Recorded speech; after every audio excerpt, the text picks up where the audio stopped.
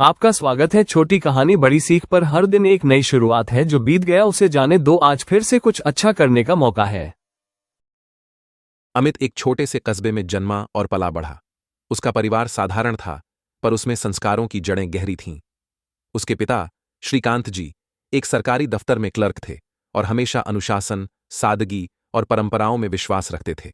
वे चाहते थे कि अमित भी उन्हीं की तरह एक सुरक्षित और स्थिर जिंदगी चुने।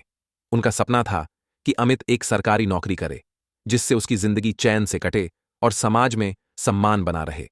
अमित बचपन से ही तेज दिमाग का था। गणित, विज्ञान और तकनीक में उसकी गहरी रुचि थी।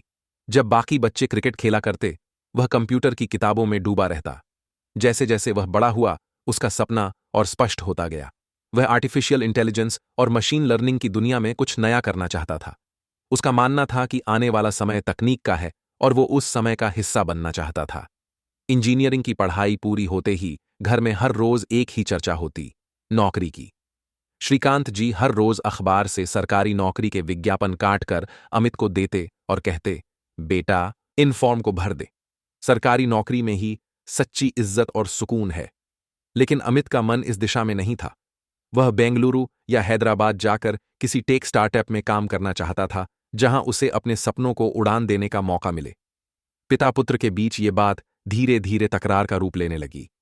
एक दिन श्रीकांत जी ने गुस्से में कहा, तुझे हमारी इज्जत की फिक्र नहीं है।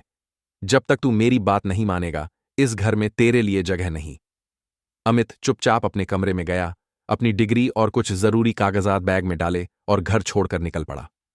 उसकी आंखों में आंसू थे, लेकिन दिल में एक दृढ़ निश्चय था, खुद को साबित करने का। अमित बेंगलुरु पहुंचा। वहां की भीड़ भाड़ और अजनबीपन उसे डरा तो रही थी, लेकिन उसके हौसले को तोड़ नहीं सकी। उसके पास न ज्यादा पैसे थे, न कोई जान पहचान। कुछ दिन छोटे छोटे काम करके गुजारे। फिर एक दिन एक स्टार्टअप में इंटर्नशिप का मौका मिला। अमित ने इस मौके को दोनों हाथों से पकड़ लिया। वह दिन रात मेहनत करता, नई तकनीकें सीखता और हर असाइनमेंट को पूरे दिल से करता। वक्त बीतता गया। उसकी मेहनत और लगन ने रंग दिखाना शुरू कर दिया।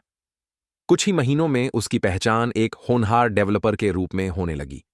जल्द ही उसे एक नामी कंपनी से ऑफर मिला, अच्छा पैकेज, सम्मानजनक पद और वो काम जिसे वो दिल से करना चाहता था।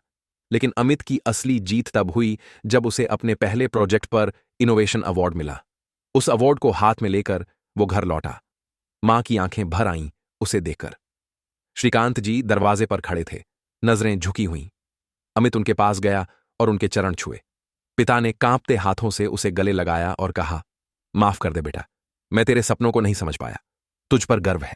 अगर आपको हमारी ये कहानी पसंद आई हो तो वीडियो को लाइक करें, हमारे चैनल छोटी कहानी बड़ी सीख को सब्सक्राइब करना न भूलें और हाँ, हमें फेसबुक पर भी फॉलो करें, लिंक नीचे डिस्क्रिप्शन में है। आपका कीमती समय देने के लिए दिल से धन्यवाद। फिर मिलेंगे एक नई कहानी के साथ।